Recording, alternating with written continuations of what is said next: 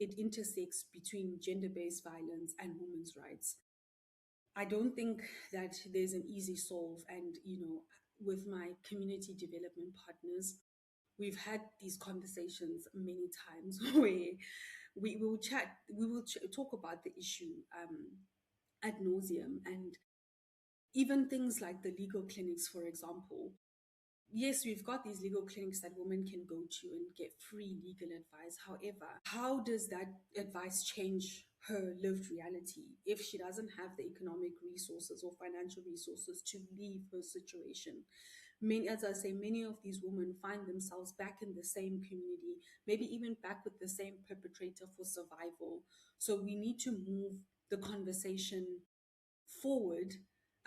From a legal perspective, we need to be talking about implementation of the law, but we need that implementation from a more feminine lens. And I'm using that word deliberately, because I don't mean necessarily that we need representation, because it will then become a tick box exercise. No, we just need, even if you're a male judge, just looking at it with a bit more compassion, not so much from a masculine lens, and not having that level of empathy to understand the circumstance for what it is, right?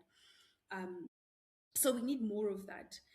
And then from the GBV perspective itself, I think we need more conversations around masculinity, positive masculinity, because as I say, I think we've had enough women empowerment. And that's why personally, I don't really like these words, because I think we've been doing that for so long. Surely we need a narrative shift completely, which means we need to like use different words. Because if you continue to say women empowerment, it continues to perpetuate this narrative that women are the problem.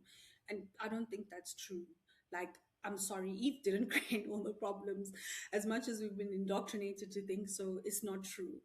Um, we we need to, everybody needs to be accountable for themselves. And I don't want to ever suggest that, when we do this work in positive masculinity, that women don't have work to do, because they do.